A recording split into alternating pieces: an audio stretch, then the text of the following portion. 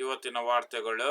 Tejasvi Yadav RJD ನಾಯಕ ಅವರು ಮತ್ತೆ ರವಿಶಂಕರ್ ಪ್ರಸಾದ್ ಬಿಜೆಪಿ ನಾಯಕರವರ ಮಾತಿಗೆ ಮಾತಾಗಿದೆ. ಏನಂತ ಹೇಳುವ ಮೊದಲು, ದೇಶದ ರಾಷ್ಟ್ರಪತಿ, ಪ್ರಧಾನಿ, ಬಿಜೆಪಿ ಆಡಳಿತವಿರುವ ರಾಜ್ಯಗಳ ಎಲ್ಲ ಮುಖ್ಯಮಂತ್ರಿಗಳು ಹಿಂದೂಗಳೇ, ಸೇನಾಪಡೆಯ 3 ಮುಖ್ಯಸ್ಥರು ಹಿಂದೂಗಳೇ. ಆದರೂ ಬಿಜೆಪಿಯವರು ಹಿಂದೂ ಧರ್ಮ ಅಪಾಯದಲ್ಲಿ ಇದೆ ಎಂದು ಹೇಳುತ್ತಿದ್ದಾರೆ.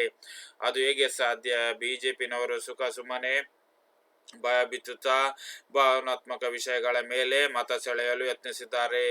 ಈ ಬಾರಿ ಹಿಂದುತ್ವದ ಕಾರ್ಯಸೂಚಿ ಬಿಜೆಪಿಗೆ ಫಲ ಕೊಡುವುದಿಲ್ಲ. ಜನರು ತಕ್ಕ ಉತ್ತರ ನೀಡಲಿದ್ದಾರೆ ಎಂದು ತೇಜಸ್ವಿ ಯಾದವ್ RJD ನಾಯಕ ಹೇಳ್ತಾರೆ. ಅದೇ ರೀತಿ ರವಿಶಂಕರ್ ಪ್ರಸಾದ್, ಸನಾತನ ಧರ್ಮದ ಬಗ್ಗೆ ಏನು ಗೊತ್ತಿಲ್ಲದೆ ತೇಜಸ್ವಿ ಯಾದವ್ ಅವರು ದಯವಿಟ್ಟು ಮಾತನಾಡಬಾರದು.